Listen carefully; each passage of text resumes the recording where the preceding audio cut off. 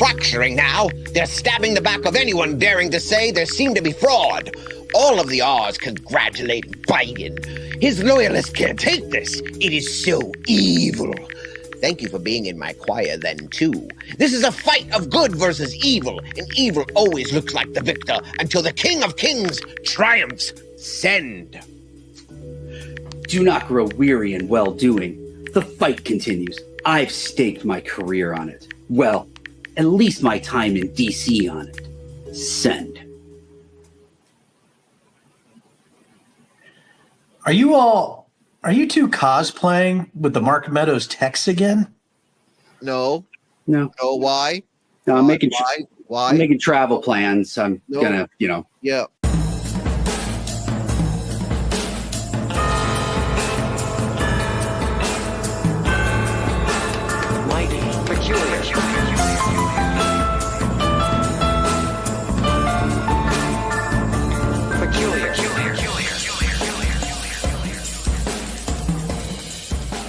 Hey, everybody.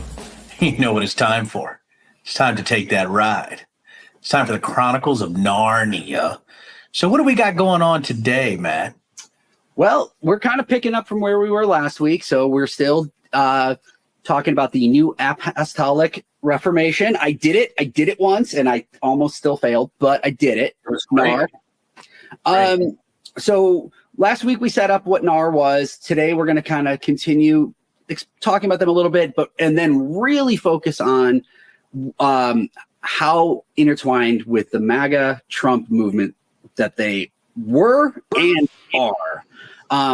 But before we get to any of that, got to do the normal thing where you like this episode, subscribe to the channel, turn on notifications, rate, review us on any of your podcast forums, all of that stuff. Because if you don't do that stuff, we're going to make you take a big whiff of Steve Bannon's innermost undershirt. That sounds so exciting because Bannon reminds me of airborne herpes. He's exactly what it would look like under a microscope. It'd be sort of Steve Bannon floating across, when we do this. But what's interesting is that I feel that we're missing something, Matt. I feel like, where did Mark Waldo Meadows go? Where did he go? I don't think. If you're lucky, you might find him in a crowded room. You just have to look carefully for him. Oh, hi, Mark. We have a member of Congress, by the way, Matt, named Bob Good, who took my place, if you remember that correctly. Yeah, awful. Yeah. Yeah, nuttier than a shithouse rat is the technical term. Mm-hmm. So just today, and I want to let you know, do you know Mark Meadows is coming to my district? They're doing a fundraiser. Oh. Mark Meadows is coming here with Bob Good to do a fundraiser. So what he's doing, he's making the rounds, getting ready for the 2024 election cycle. And my guests are also raising for the NRCC. But they're really trying to make sure that this Trump presidential train is moving. That's really what it's for. My guess is it's a dual fundraiser, maybe even a fundraiser in three parts, one for Bob Good, one for the Conservative Partnership Institute, which we covered, last week. We're talking about the new Apostolic Reformation and the $600,000 they received from the Unified and Purposed Christian Nationalist Fund. And it's probably also for President Trump's PAC, where you're talking about fundraising for the presidential race. So it's so funny. We said, where's Mark Meadows? Where's Waldo? He hasn't been on TV, but he's certainly belly crawling around the districts, the far right districts and the R+15 or R+10 districts, right? Doing his thing. He's hanging out in safe territory is what you're saying, right? Like, is that what it is? Exactly right. Well, I guess it's good work if you can get it. But, so is also maybe he won't have it for long because he may be the person that is flipping. I actually think that, but also Mark Meadows, when he left Congress, he got $1 million from the Trump PAC, or $1 million was sent to the Conservative Partnership Institute for Meadows. Think about that too. So as we're talking about monies and follow the money too, and we talked about that last week a little bit as we continue, now we're getting some specificities about how deep this goes, right? This is really an amazing ecosystem, right, of monies passing back and forth between multiple groups. And really the digital collection plate that I talked to you about, the real collection plate and the digital collection plate is pretty robust right now. So that's why I'm excited about this show. Yeah. I love the fact we're getting into this a little bit more. And I also know we're going to touch on some of those people in the NAR that we really wanted to be specific about. And again, I want to warn people, this actually could be a 20 episode thing, right? Matt, Yes. We have so much material, so we're going to have to be very specific. I know last week people were like, well, where's Paula White? Where's this person? We get it. It's too big. Because, I mean, really, it's going to come down to the fact we're going to have to do a passion reading of all the text messages of Mark Meadows, I think, at some point, if we want to cover sort of the whole game plan for 2020, right, and the insurrection. So, yeah, we're going to do the best we can for an hour show that we can. Yes. So I'm pretty excited about that. And we're trying, and again, to add a little bit to that disclaimer, because this is key to point out, we want to just give people the working knowledge that they need so they can recognize, it's almost like we're trying to give them the tools so they can spot NAR in the wild. And that's actually kind of happened in this last week since we put out the episode, on Twitter, and I'm still just calling it that. I know. We've had plenty of people that have sent clips to us or alerted us to them where they're basically seeing NAR in action or NAR language. And it's ideally that's what this show in last week could do, because it is everywhere. It's like when you learn a new word and suddenly you think it's everywhere. Well, it was everywhere before, but you just weren't keyed into it. So your brain wasn't recognizing, right? Well, we just taught people NAR as a new word, and they may hate us for it, but it's necessary. They may, and when they start looking at the NARs, they're looking it up, they Google it, or they're looking at all the groups that, are associated with the NAR or NAR adjacent. Yes. I think they're going to be pretty shocked to find out how many churches and how many organizations are NAR adjacent. Yeah. What those funding lines look like. And I know you always have a plan, Matt. I think you got a plan for this show. What is your plan? Well, I've got a 2-track plan here. Okay. One, I want to talk about Paula White very specifically. One, because that was probably the most requested name that popped up. But then 2, I want to give people what they really come here to see, which is I want to trigger Denver is again the term. I want him where I am going to feed him leading questions probably a lot. And we're going to get some gold from Denver Riggleman today.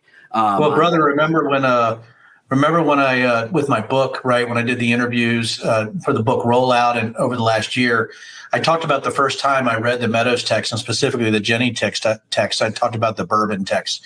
Yes. So today I'm drinking batch 3. I'm drinking some 5-year-old 108 proof bourbon, award-winning for my wife. You can look at that color, guys. Look at that. Great. So since we're going over this again, I'm going to have to recreate those feelings of what happened that day. So I have a little bourbon in the glass, and I hope Doug has some bourbon in the glass or some liquor out there. And Matt, I know you're not a huge imbiber, but I've got coffee in a sheep mug. So.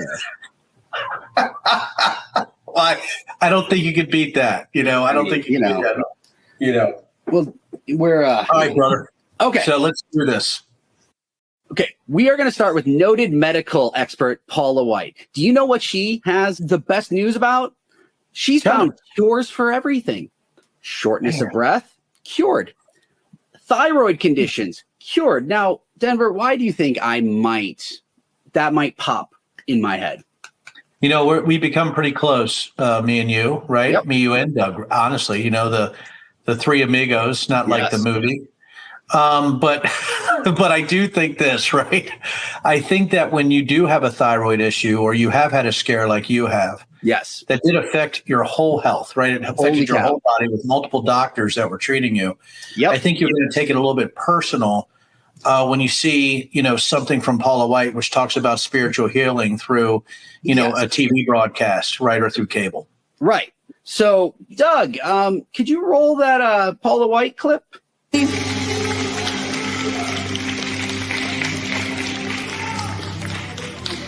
Three things I just heard the Lord say tell the people this morning. Number 1, I'm healing thyroid issues. Amen. Number 2, shortness of breath is being eliminated now.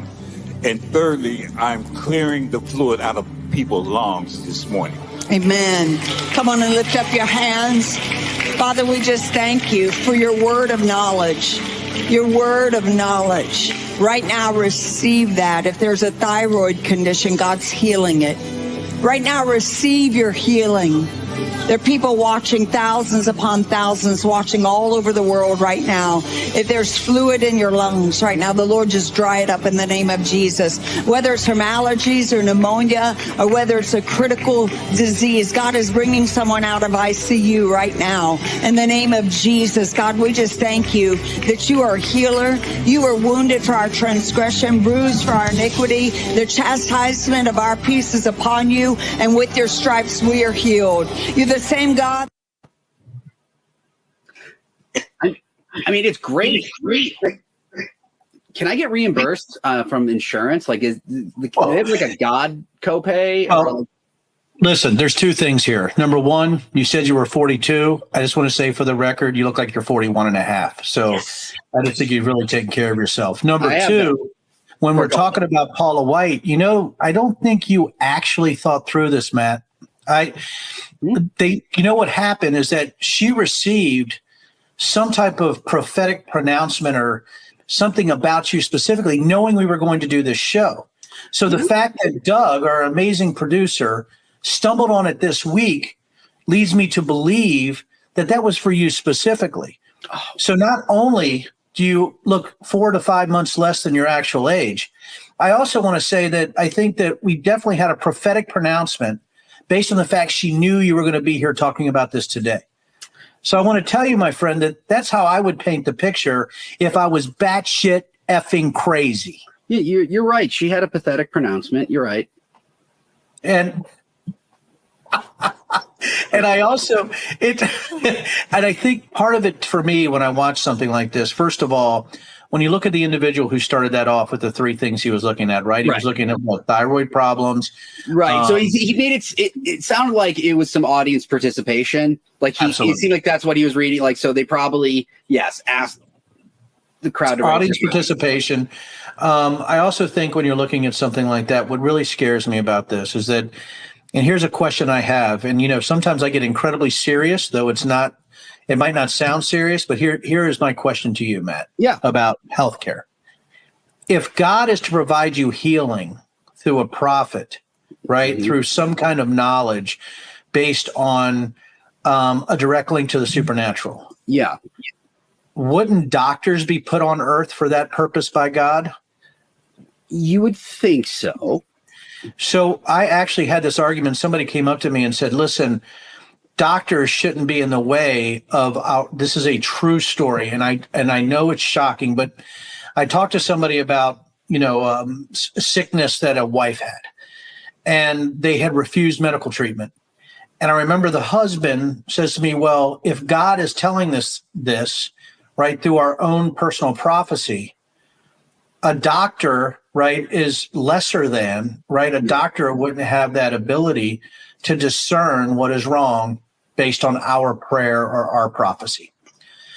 My immediate response was, that doesn't make sense, because if God is all knowing, wouldn't that doctor be put here for specifically that purpose, to heal your wife, right? Because God knows that's happening in advance. And that is part of your struggle.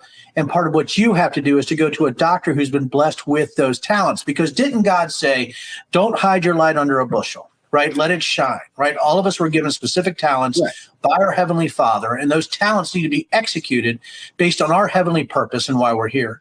Now, that's the argument that I used. And that did not make those individuals very happy.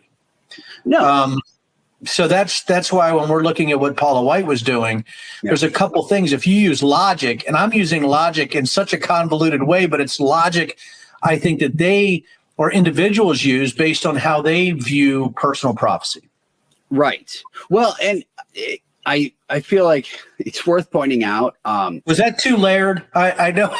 No, because, so, and the reason why I'm going to say no is because sometimes actually introducing layers back to an argument that has been stripped of them is necessary, right? Like that's almost like that's building the new muscle memory of an argument, because usually what happens, right, when layers and nuance and anything are taken away or intentionally stripped from something complicated, that's how people end up winning little back and forth debates, or make people throw their hands up I can't argue with you because like you've broken something complex down to like a very simple, like us versus them or black versus white or whatever you want to call it. Well, I'm sure that's a very vicious dog picture. I think that barking, I think that's going to happen. That's going to actually be in this episode. The other thing too, that when you're talking about introducing layered arguments, there's that saying, it's been attributed to Mark Twain. I don't think it's correct, but don't argue with stupid people because they only drag you down to their level and beat you with experience. I think what you find if you engage by using sort of your common sense canon back at them from a religious perspective, especially with my background. Right. Think about what I was just able to do there, right? I've had arguments about the Trinity, and I'm like, well, have you read Acts 7:55 through 56? Right? I can sort of pull out some of this stuff based on my background because a lot of people don't know this, Matt. My first choice for a major when I was going to UVA, when the military was sending me there to be a commissioned officer, was actually theology. So, I took classes relevant to today too. Well, yeah. Well, I took, classes like the four traditions of sainthood or something like that, where I was looking at Christianity, Islam, Buddha, Hindu, right? And we even went into other religions like Shinto and things like that, which we talked about last week, which was shocking that you had come up with that beauty, right? When we talked about that. So anyhow, that's why I think this is pretty exciting and, that we can actually layer this argument so people might be able to understand it. Yeah. Let's use that Paula White clip as an interesting transition point, right? Because obviously she is noted for being Trump's spiritual advisor. She is obviously very heavily tied in with NAR and obviously very heavily tied in with MAGA. And actually, to refer to that clip one last time, note what the other two symptoms were or afflictions that were being discussed. It was shortness of breath and fluid in the lungs. Mm-hmm. And she went off talking about like those specifically and getting out of ICU. You know what she didn't name that might be those afflictions, something that seems like everyone has of a certain political movement are trying to just say, "Oh, didn't happen." I think it rhymes with Rovid. I think it might. Yeah, that Rovid rhyme-teen. Rovid-mine-teen. Yeah. But I think that's useful because again, as you set up and as people see, like that clip is recent, right? And as someone who is tied into the MAGA and NAR, at the same time, that is a very intentional memory holding of, arguably the worst part of the Trump presidency. Because right now they're in the image rehab moment, right? Remember the economy, at a certain part of it. Remember how great things felt, whatever, at a certain point of it. And it's like, I feel like that was not unintentional. But of course, that happens every week, though. It's not like, we don't have her speaking in tongues every time she gets up on stage.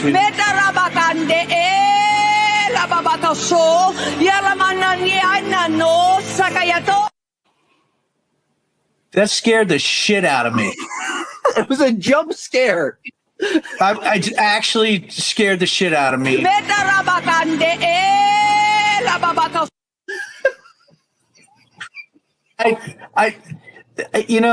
It's at that point that you're like, Doug, you're fired. Like you and hide it again. Like, why a jump scare in the middle of this episode? Why? I mean, come on. It's just unbelievable. Now, my biggest fear is that he's going to wait till I'm in some kind of incredibly like down the line, insanely good and incisive comment, and all of a sudden he's going to pop up this freaking Paula White gobbledygook.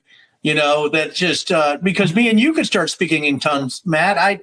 We don't know if that's going to happen. Accidentally when I trip over words. So yeah. I was Mormon when I went to prom, and I did speak in tongues that night.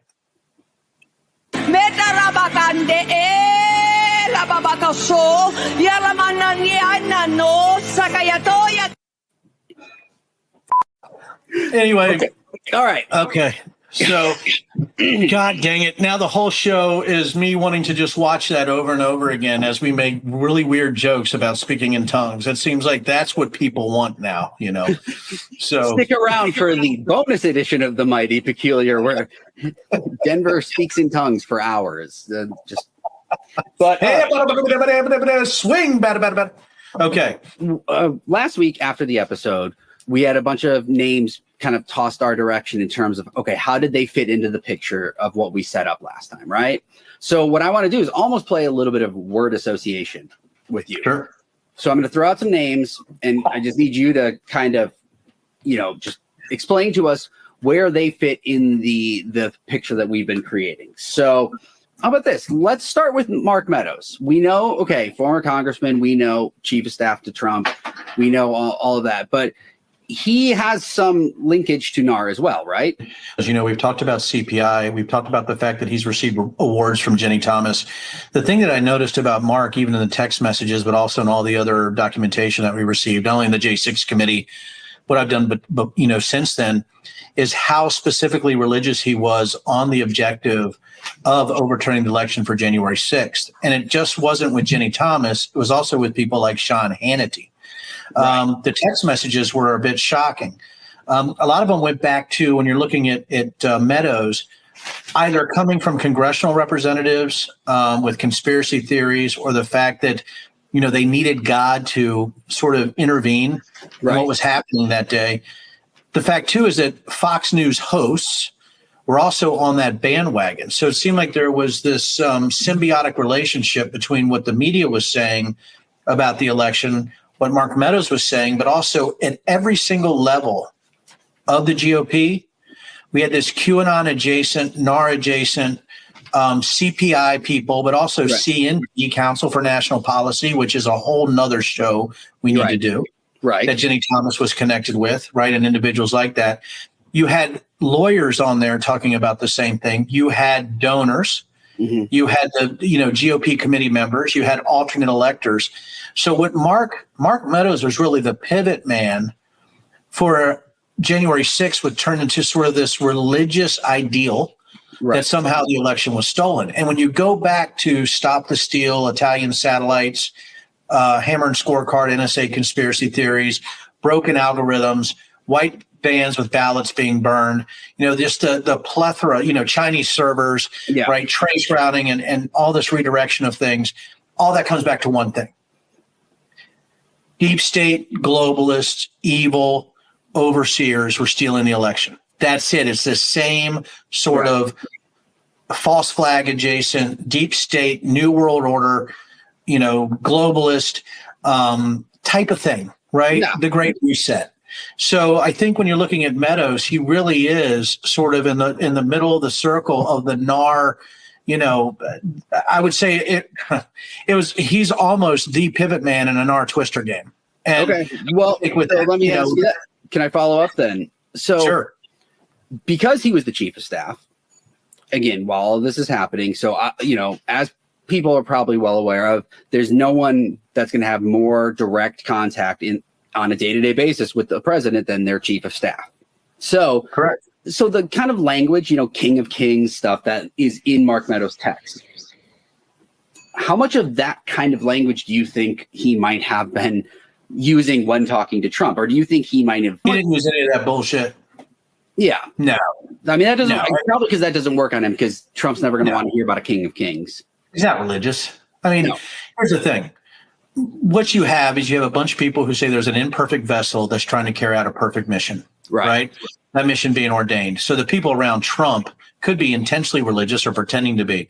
But Trump himself, they're not going to go there and say, God told us to do this, or, you're the ordained from God. He's going to use laying on of hands to actually really to turn those individuals who somehow believe that he is really a religious icon, right? That's supposed to be pushing forward, right? And to save us, from this apocalyptic thing that's coming down, based on UN black helicopters. Hey, right. All right. 2 episodes like we've checked so far. You know what? It's funny that you bring up how he's the imperfect vessel, because all right, quiz time. There's a movement out there that has 3 letters. I can't say the middle word half the time. That seem to be the ones that really pushed that and made that a viable worldview for people, that Trump didn't have to be religious to be, chosen by God. Who do you think did that?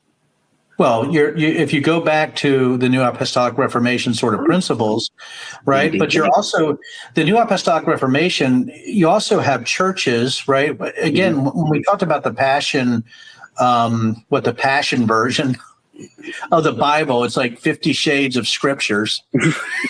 But anyway, so when we're looking at this version of it, I think what Christian, right? Well, people obviously equate Trump with the lion, right? I don't know if you've seen the pictures of Trump. I've seen the yes. Or Lindell, where Jesus is the lion. There's almost this, it's not that freaking nuanced, guys, right? No. It's not like this is subtle. No, it actually feels kind of vaguely extra biblical. Well, cheers. From last week. Cheers. It does feel extra biblical, but why not be extra biblical when something is telling you, right, that Trump, although loves to pay $130,000 to Stormy Daniels, right, and likes to say, grab him by the, rhymes with wussy and starts with a P, right, or is, hell, is found to be civil liability towards, rape, right? Why not say that, God obviously would pick this imperfect vessel, this shyster, this con man, right, based on the fact that I had a dream. I mean, that's just where we're at. Okay, so with Ginni Thomas, and we'll just, we'll do this kind of quick because, as we take a drink, here it is. That's a whole show really into itself. But Ginni Thomas should say doesn't seem to be particularly affiliated in any direct way with NAR. She's her own kind of. I mean, she might use some of the language, but at least as far as my research, has shown, I've never seen her she's actively out in a lot of that stuff. Now she may advocate some of it, but it's not. She's not at any of the revivals and stuff like that. I would say, with what she said in the text messages, she's certainly latched on to the QAnon conspiracy theories. Right. I would say the QAnon and NAR are an extra. What word am I looking for? They're inextricably linked. Did I say that correctly? Linked, I would hope. It's in my head spelled correctly. I've always been a good speller.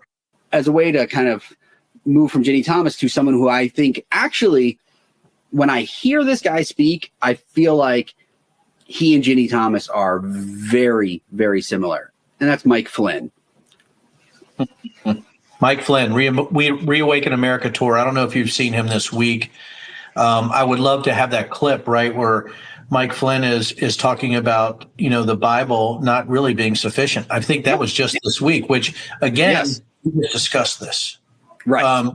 And I think having something like that, when you're talking about this weird lineage, right? We've talked about Ginni Thomas, Paula White, and now Mike Flynn. Yeah. Right. And by the way, Mike Flynn, there's another Mike who's just as nutballs, right? When you're talking about Mike Lindell and his religiously bent text to Mark Meadows between November 2020 to January of 2021. Yeah. But Flynn, I think, is maybe out of all that you just discussed is the most dangerous. Right. Because he's combining chain of command as a retired general, right? Yeah. And his military background and psyops with this religious push for him to be part of the Trump administration coming up if he can bring enough votes. Right. And to do that, it's his own unique brand of religious histrionics and insanity that people are drawn to. And then Mike is presenting himself as his own kind of prophet. So as we're talking to people out there, there's a couple tickets that he's hitting, right? The fact that he's been in the government, the fact that he's been attacked by the deep state. That's why he got pardoned by Trump.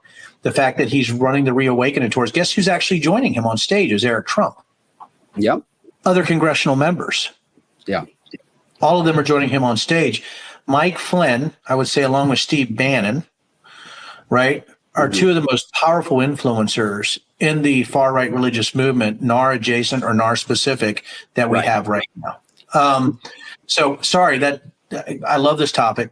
No, that again, this, to kind of set the table again, by mentioning these names in specific, this is what the feedback, we were getting was okay, in that setup that you guys did last week, now where do these people, these kind of prominent names fit in? So that's why, to remind people, this episode is kind of standing on its own because we're not rehashing all of the NAR stuff, but this is a companion piece because you go watch or listen to that one. get an insight into who and what NAR is. And now here are some key players that are in or very, very close to it. So, that's why this is a little bit of like almost like a word association kind of thing. But there's a ripple effect, right? A ripple effect into actor types, whether you're talking about Kevin Sorbo or you're talking about Jim Caviezel, right? You're talking about James Woods. You're talking about people can't get parts, and they make movies like Sound of Freedom. Then you have prophets that are sort of surrounding that, right? Which are the Lance Wallnows. Okay, you also have the Julie Greens, right? Who's actually a MAGA prophet or a prophetess or whatever she calls herself. Yes. Right. Where, all they're doing is they're really just regurgitating bullshit based on messaging coming from the GOP and then spinning that into a religious message. That's all that is. Right. And by the way, all these individuals, right, are okay with speaking in tongues. They're okay with this type of personal prophecy. And again, that should really concern people that are living on the even keel of above moron IQ, that they don't think they have a direct link to the supernatural. That, people like that, sort of the facts-based individuals, should be looking around like, what is going on? The thing is, me being raised like that right now, if I was 19 years old, I want to tell you this, Matt, and I know Doug is listening in, our great producer. If I'm 18 or 19 years old right now, I'm first in line at the Sound of Freedom movie. Really? Yeah, first in line. Regardless of my, anti-Mormon sexual peccadillos based on my book, The Breach, I'm first in line. Details. Get your copy. But I'm a warrior for God, for F's sake. I'm going to, right? Right. I'm going to be there. And I think that's something, again, that when we're talking about all these individuals, and let's go ahead and just keep fricking pushing forward. How about Greg Locke? Right. Right. I'm going through frickin' Amazon Prime the other day, and there's a positive book about this new religious movement starring Greg Locke that you can rent on Amazon Prime. Yeah. You can go look at the prophets of the NAR and the MAGA movement, which is being presented in a positive way. And I don't know if you've noticed also, when you're looking at Prime or you're looking at some of these channels, you're seeing more and more religious movies, right, that are sort of restructuring or remolding, talking about people who were able to see God, who were able to change their life, right? These feel-good movies, right, in the Christian bent. And I think a lot of that has to do with the fact we are seeing an awakening, guys. And this is an awakening. This is a new religious thing that's starting to really gain momentum. And if we go back to 96, we talked about last week, or we go back, to these individuals, with the movements and things like that, we're in a new time. Right. If we don't realize it, or we don't accept it and put our head in the sand, it's just gonna bite us in the backside.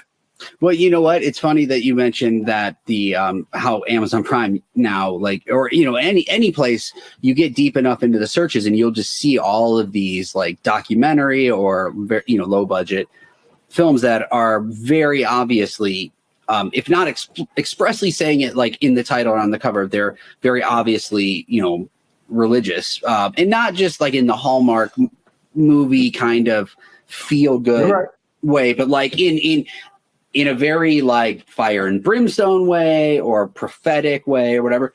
Something that I saw in my research that I didn't bring up last week is, let me just bring this back out, this bad boy of the Seven Mountains.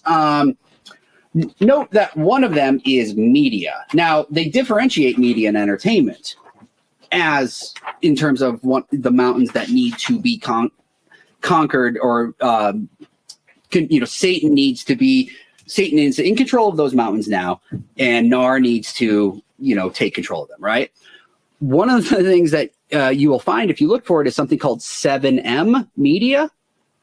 That's Seven Mountains Media. It's the number 7 and the letter M. So it looks like 3M. So once again, IHOP. They're just kind of latching on to things. At least they had at least they were generous enough to just use the accurate number and not just try and become 3M. But there's 7M Media. And that is part of NAR and the Seven Mountains Mandate, and part of their tactic to control the media mountain, right? They're going to in-house, or however they want to do it, produce their own media. and they're going to flood it out there as much as they can, right? Some of it is going to be very, again, you're going to obviously know, because it's like the ones where it's like the Trump prophecy, right? Where it's the one about the retired firefighter that had the prophetic dream. I just was right. But that's on the nose, right? Like that, you see that, you're like, oh, okay. But then they're going to do the ones where it will be something like, judging a book, a romantic comedy, right? And that's not a real movie, guys. I was just looking around for something. But the point is, you may look at it and go, oh, that looks like a quirky little like comedy. You look a little closer and it's going to be from 7M, so it's going to be one of the more little like subtle, trying to just get you like to bring you in a little bit without. Didn't you find an older show that was sort of based on like 8 is Enough, or one of these family shows that was very Family religious? First? Yeah, Family First. That's right. And I think when you're looking at Family First, that really is, I think, one of those prototype shows that we're seeing right now, because it would not surprise me at all if Fox or some other channel right now came up with an overtly religious show about proselytizing, turning people from evil, stopping people from the awful drink. Think about this. How hard would it be to do a show where, it's a family sitcom, and then suddenly like one of the characters starts hearing the voice of God, right? And you can play it as a little bit of a comedy, but cast it within like the NAR realm, the NAR rules of the road, right? So that's not a bad thing. He may be misunderstood, right? So people may think he's the wacky guy, but then he's also the character that at the end of the day has got the answer, right? He solves the problem, like, so and he's the goof. And that would be one of those things. You could sell it as a mainstream thing, but it would actually be the kind of content that like places like, we get into the other like predictive programming and other things that are future topics. But it's amazing we're talking religion while I'm drinking the devil's water. Well, exactly. And you make it, or your wife. Also, I think that I do make the devil's water. You know what? I turn water into whiskey. So anyway, I think that's just awful. That's just so bad. Doug Charlie's like, we're going to have to cut. No, don't cut that. Nope. I also think that when I'm thinking about the theme song for your show, Matt, I'm thinking the whole thing is in tongues. It's yeah.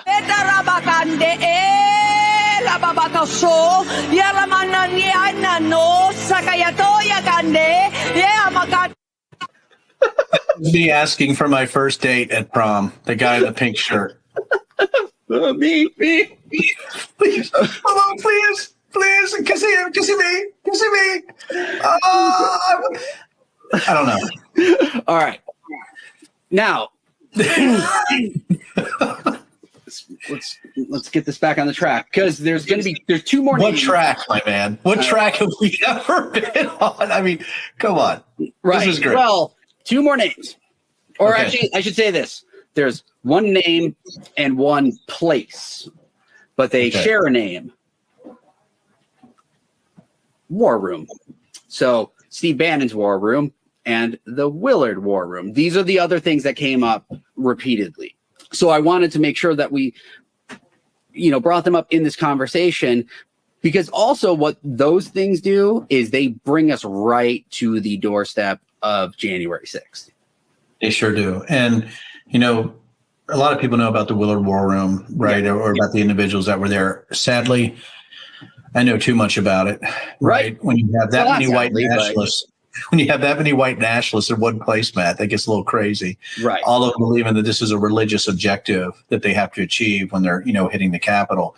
Yeah. When you're talking about Steve Bannon's War Room, I think maybe the biggest purveyor of Christian nationalist and just nonsense that we can imagine, but it's far right nonsense that people can really sort of gravitate to. And by the way, the warning that I have for everybody is this: when you're talking about the NAR, when you're talking about UIP, when you're talking about the CNP and the CPI, you're talking about the churches that are actually connected to it, and you're talking about the War Room, and you're talking about Reawaken America. And the fact is this, is that, first of all, obviously, me talking in tongues at dog frequency has really created a stir in my house. But The second thing is, cannot make you a prophet. I cannot. I don't know if I can handle that. You can't, but because I would make profits.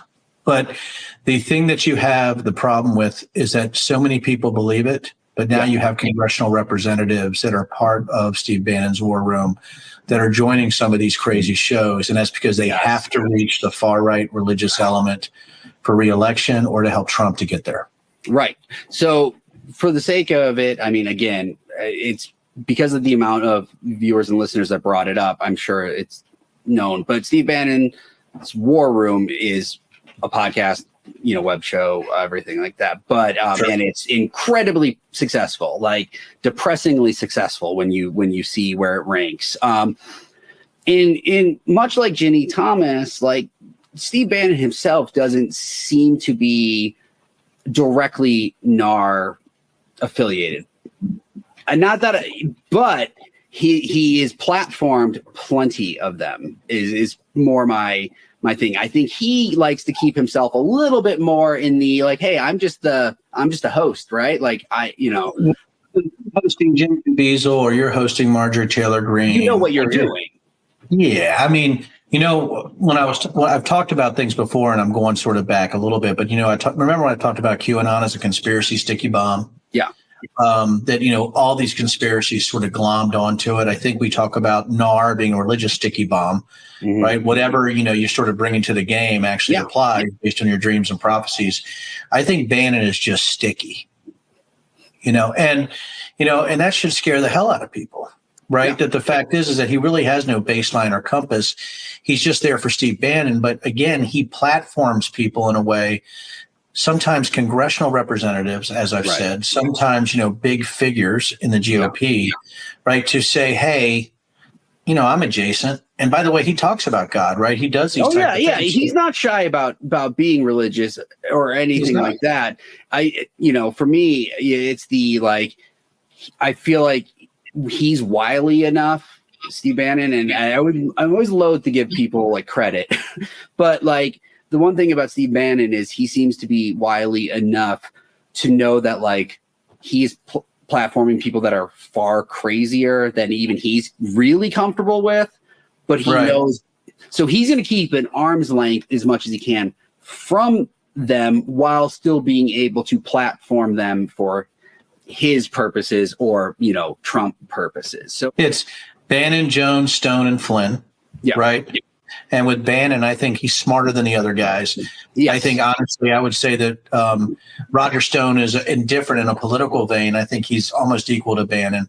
Yeah. But I think for Mike Flynn and I think for Alex Jones, I would say that Steve Bannon is their spirit animal. I think Steve Bannon has dethroned Alex Jones is really what it comes down to. Oh, absolutely. I mean, he's just so much bigger. I don't know physically, but he's definitely getting a bit of a belly. But I think, too, that, as we go forward, Bannon was so prevalent in January 5th and 6th, as was Flynn at the Willard War Room, right? And they really were sort of the map makers for what was going to happen on January 6th, regardless if they were actually on grounds or not, when it happened. So, I think that's some of the things that we need to realize, that these guys really are much smarter than the people that were actually, storming the Capitol that day. Right. We said it before. So now Willard War Room. So January 5th, Steve Bannon does his show, Steve Bannon's War Room. And again, it's widely seen as more or less just telegraphing the next day's events from the perspective of it's a good thing, right? Not like, so if you listen to it, it's a plan of action and it's going to be great. And now we have a place called the Willard War Room. Give us just the basic quick rundown of what that is for people that don't know. And then. Sure. It was multiple individuals, anywhere from Mike Flynn to Bernie Carrick, right, to people that were related to multiple white nationalist groups, whether it's the Oath Keepers or the Proud Boys, right? You talk about people that were actually broadcasting from the Willard, like Mike Flynn. Yeah. right?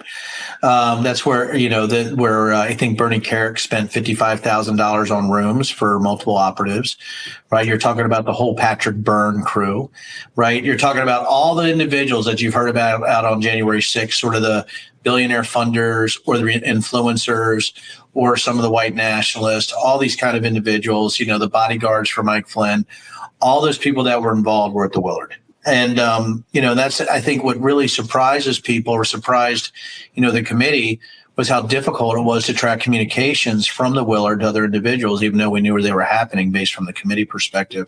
And we also know that they were in constant contact with the White House. So that's why that's so important there, Mr. Anderson, yes. And you're talking about, again, an insurrection that really had a religious baseline to it. And all the people that I've mentioned, if you go back and look at what they say, you can see how apocalyptic they thought January 6th was going to be. Number one. Number two, and they mean apocalyptic almost as a positive. Yeah, I think apocalyptic is good, and I think when you're looking at 2.5 years later, I think it's actually better for them.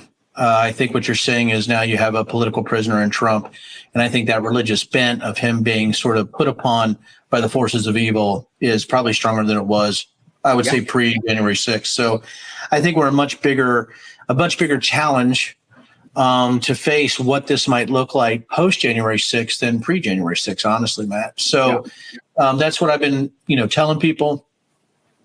Again, even me being raised LDS or, knowing my Southern Baptist grandparents, the fact that my maternal grandmother was Methodist, I don't know what this is we're looking at anymore.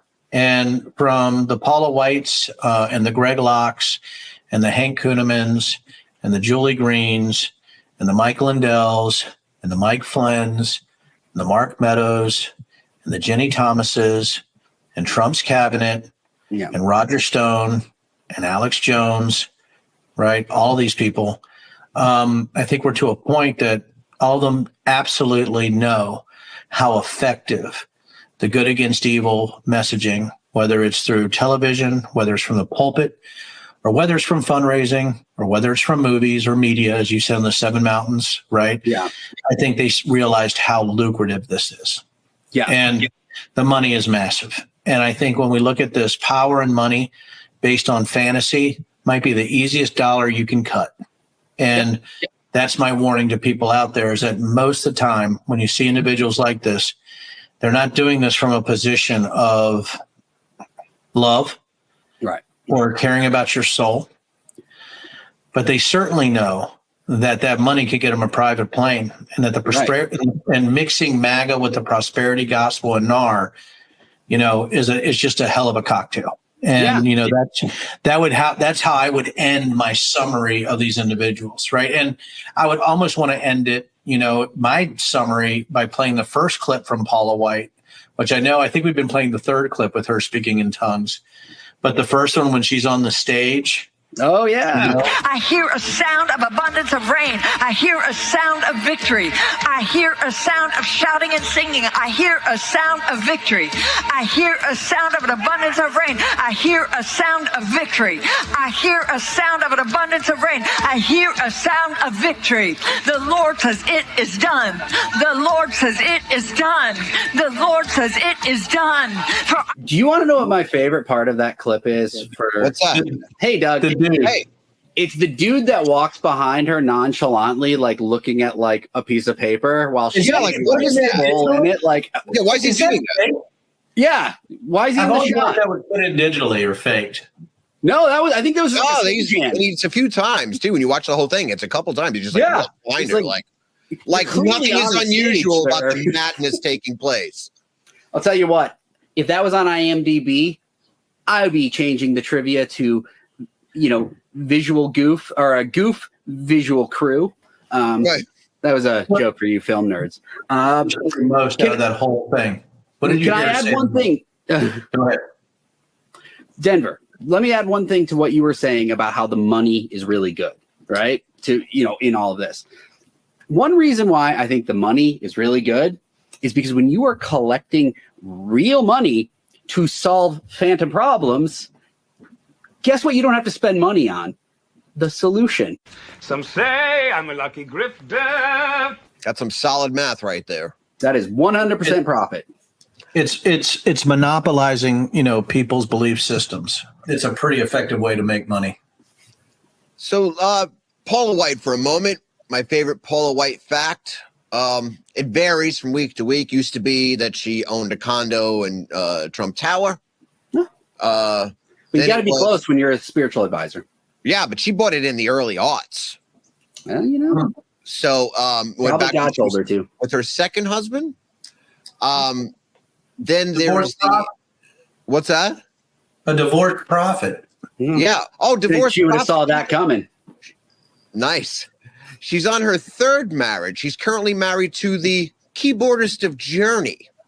That's right. Yeah, Jonathan Cain. Faith. That's right. Wait a minute. You're telling me the guy who wrote Faithfully, the song about like forever loving your wife even when you're out on the road.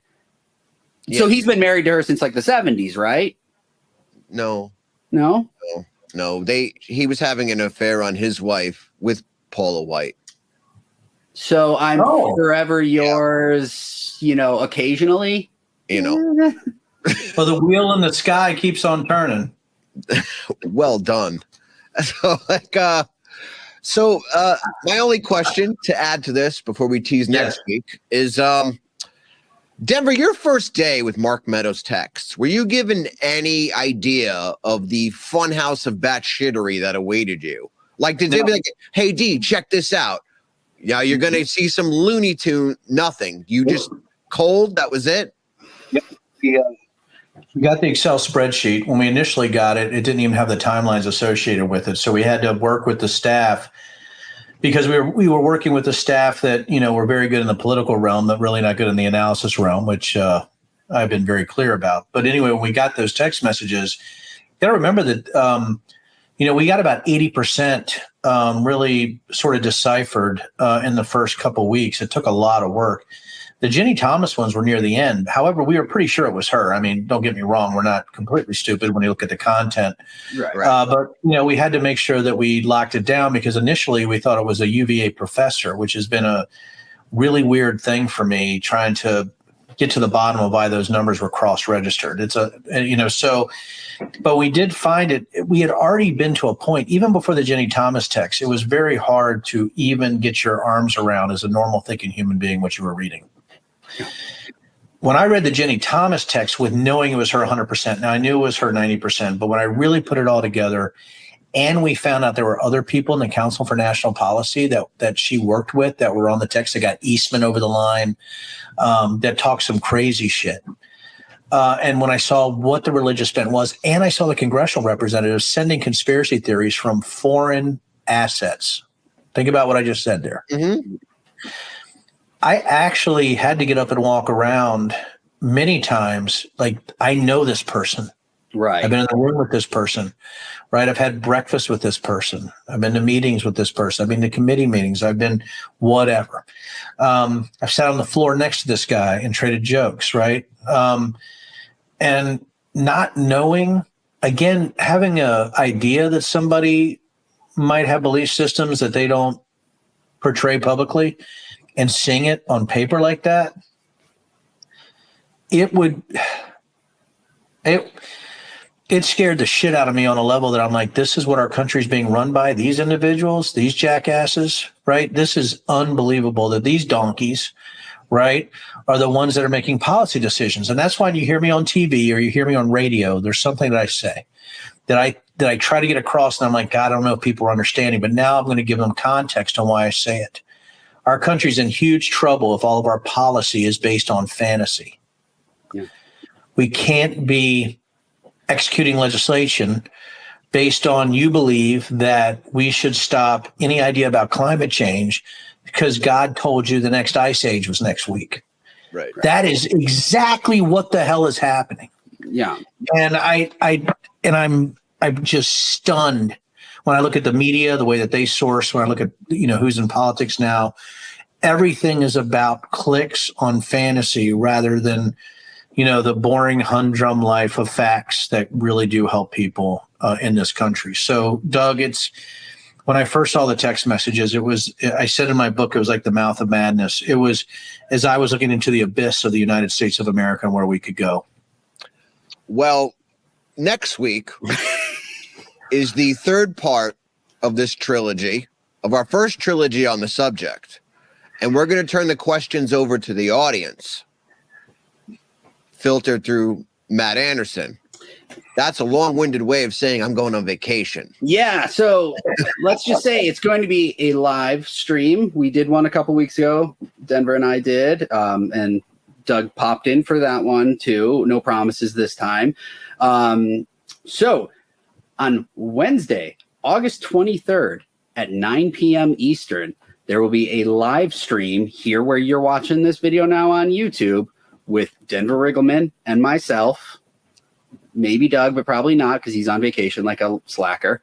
And we are going to be answering questions. And I do have because I need to mesmerize some people. I've got a story that might leave you a little mesmerized. I'm ready. I'm ready. This show has been hellacious. I think we won't shy away from answering the questions, but I think we need a little bit of we need a little breather too, and you're gonna enjoy a story. I can't wait for tinfoil Matt story time, and it's gonna sad. A week without Deep State Doug is like a week without chocolate, and so just really difficult, for me to get my arms around that. But this, what a 2-week run here, and I hope people are listening. I really do, guys. All the fun that we have, I do hope people that are listening, right? Yeah. We're not speaking in tongues, I hope. Power! Audience out there, do you want to see what the ill effects of too much NAR in your life is? It's the slow death of these 3 people that are on the screen right now. Yeah. We've aged since last week.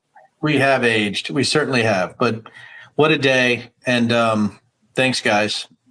We will see you next. Well, they will see you next week. We will. Enjoy your vacation, Doug. Mighty effing Peculiar.